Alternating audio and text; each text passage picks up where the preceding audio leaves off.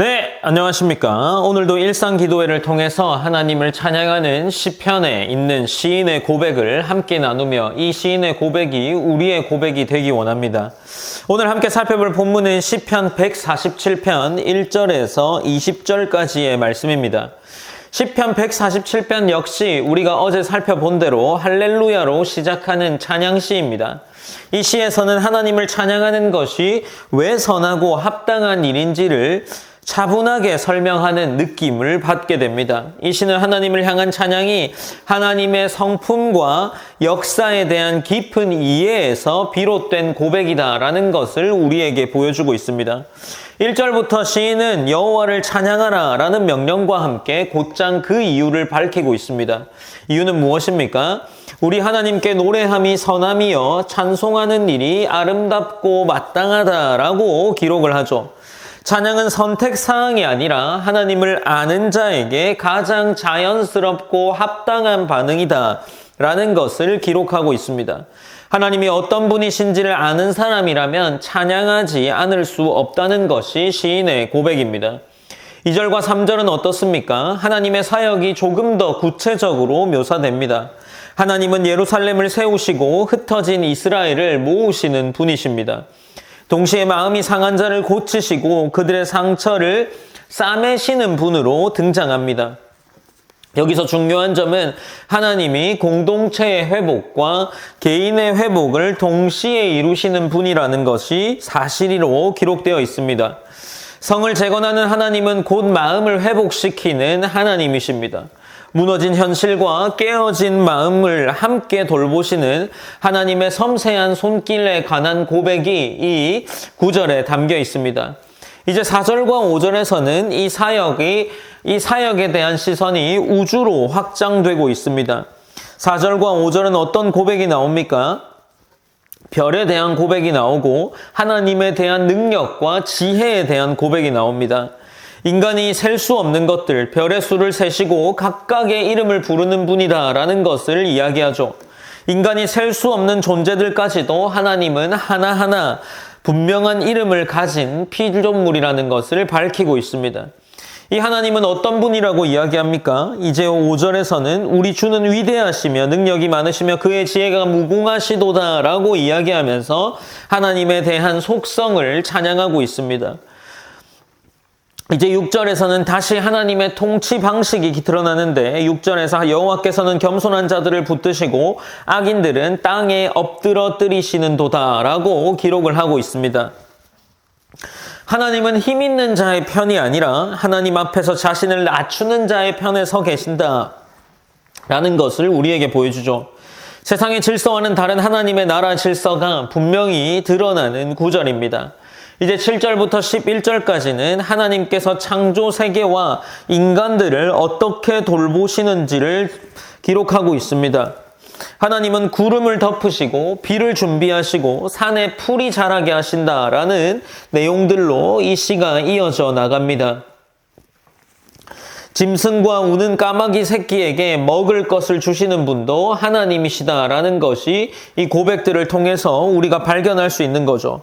어떻습니까? 7절부터 나오는 이 고백들은 8절부터 시작하면서 그가 구름으로 하늘을 덮으시며 땅을 위하여 비를 준비하시며 산에 풀이 자라게 하시며 10절입니다. 9절입니다. 들짐승과 우는 까마귀 새끼에게 먹을 것을 주시는도다. 10절에서는 여호와는 말에 힘이 세다 하여 기뻐하지 아니하시며 사람의 다리가 억세다 하여 기뻐하지 아니하시고 11절에서 여호와는 자기를 경외하는 자들과 그의 인자하심을 바라는 자들을 기뻐하시는도다 라고 이야기를 하고 있습니다. 하나님의 관계나 이 관계가 능력이나 성취보다 신뢰와 경외 위에 서 있어야 한다라는 것을 우리에게 보여주고 있는 거죠. 그리고 이제 12절부터 14절까지는 다시 예루살렘과 시온을 향한 하나님의 보호와 복이 강조됩니다. 하나님은 성문을 견고하게 하시고 그 가운데 자녀들에게 복을 주시고 땅에 평강을 주시는 분이십니다. 공동체의 안전과 일상의 평안이 하나님의 손에서 비롯된 것이다 라는 것을 시인이 고백하고 있죠. 이는 우리가 누리는 안정과 평안이 하나님이 허락한 것임을 우리에게 보여주고 있습니다. 이제 15절부터 18절까지 또한 하나님의 말씀이 얼마나 능력이 있는지 자연현상을 통해 설명하죠. 하나님이 말하시면 어떤 현상이 일어납니까? 눈이 내리고 서리가 흩어지고 바람이 불고 물이 흐릅니다. 하나님의 말씀은 추상적인 명령이 아니라 현실을 움직이는 실제적인 능력이죠. 말씀은 자연과 역사 그리고 우리의 삶을 통치하시는 하나님의 도구가 되는 겁니다. 마지막 19절과 20절에서는 이 시인은 이 모든 은혜가 이스라엘에게 특별히 주어졌다라는 것을 고백하죠. 하나님은 자신의 말씀과 율례를 야곱에게 알리셨습니다. 다른 민족에게는 그렇게 하지 않으셨다라는 것을 이야기하고 있는데 이는 특권의 자랑이 아니라 책임의 고백이 되는 겁니다. 하나님의 말씀을 맡은 공동체로 마땅히 하나님을 찬양해야 할 이유가 여기 있는 겁니다. 그래서 시편 147편도 다시 할렐루야라는 고백으로 마무리되고 있습니다. 하나님을 아는 백성의 삶은 결국 찬양으로 마무리될 수밖에 없다는 거죠.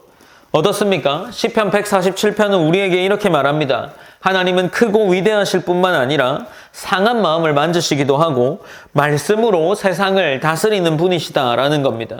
그러므로 오늘을 살아가는 우리 또한 이 찬양의 이유가 되시는 하나님, 그분이 어떤 하나님이고 어떤 일을 하시고 어떤 속성을 가지셨는지를 기억함으로 말미암아 오늘 하루가 우리가 믿는 하나님에 대한 이해가 더 풍성해져서 이 하루를 사는 이 하루가 더욱더 가득 차고 하나님의 은혜로 가득한 그런 하루가 되기를 원합니다.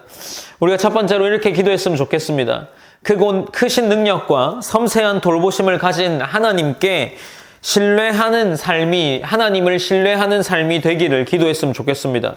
그리고 두 번째로는 하나님을 찬양할 수 있는 믿음과 삶의 태도, 그 믿음과 삶의 태도가 나의 삶에 있기를 기도했으면 좋겠습니다. 우리가 오늘 본문을 기억하면서 또 우리에게 너무나도 크시고 사랑스러우시고 찬양받기에 합당하신 그 하나님을 기억하며 기도하며 하루를 시작했으면 좋겠습니다. 제가 기도함으로 오늘 일상기도회를 마무리하겠습니다. 사랑의 하나님 감사합니다. 하나님 우리가 오늘도 일상기도회를 통해서 하나님의 이 속성과 하나님이 어떤 분이시고 어떤 사역을 하시는지 그리고 우리가 어떤 책임을 받았는지를 함께 나누었습니다. 하나님 우리가 하나님의 은혜를 받은 책임을 있는 사람으로서 하나님께 합당한 자녀된 삶을 살아낼 수 있도록 인도하여 주시옵소서. 오늘 하루가 그런 하루 되게 하시고 하나님께서 늘 우리를 지키고 보호하시는 사실이 우리에게 격려와 우리에게 소망과 우리에게 힘이 되는 하나님 그러한 하나님 자녀 될 수 있도록 인도해 주시옵소서. 언제나 하나님께 모든 것을 올려드립니다. 살아계신 예수님의 이름으로 기도드립니다. 아멘.